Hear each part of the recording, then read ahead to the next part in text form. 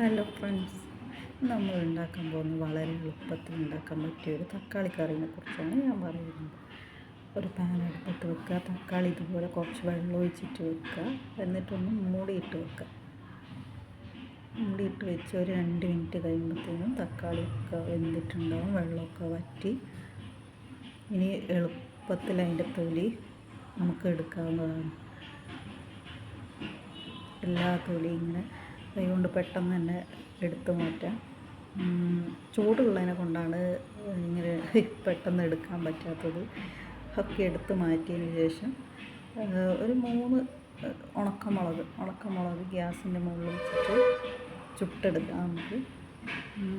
വളരെ എളുപ്പത്തിൽ, വേറെ അധികം ഇൻഗ്രീഡിയൻസ് ഒന്നും വേണ്ട ഇതിന്. രാവിലെയൊക്കെ പെട്ടെന്നാവും. എന്നിട്ട് ആ ചൂടാക്കിയ തക്കാളി ഇതും കൂടി മിക്സിയിലിട്ട് കൊടുക്കുക. എന്നിട്ട് ലേശം ഉപ്പ് ഇട്ടിട്ട് നമുക്കൊന്ന് അടിച്ചെടുക്കാം. പുളി ഇഷ്ടമുള്ളവർക്ക് പുളി ആഡ് ചെയ്യുക കേട്ടോ. അപ്പം തന്നെ ഇതുപോലെ കിട്ടും. നമുക്ക് ദോശയുടെ കൂടെയൊക്കെ നല്ല ടേസ്റ്റാണ് കഴിക്കാനായിട്ട്. ഇതുപോലെ അരച്ച് കിട്ടിയത് നമ്മളൊരു പാത്രത്തിലേക്ക് മാറ്റുന്നു. അത് കഴിഞ്ഞിട്ട് നമ്മളൊരു പാന് വെക്കുക. എന്നിട്ട് അതിൻ്റെ അകത്തേക്ക് കുറച്ച് കടുകും ഉലുവയും കറിവേപ്പില ഇഷ്ടമുള്ളവർക്ക് കറിവേപ്പില ഇടാം കേട്ടോ. ഞാൻ പിന്നെ കറിവേപ്പില അധികം അങ്ങനെ യൂസ് ചെയ്യലില്ല.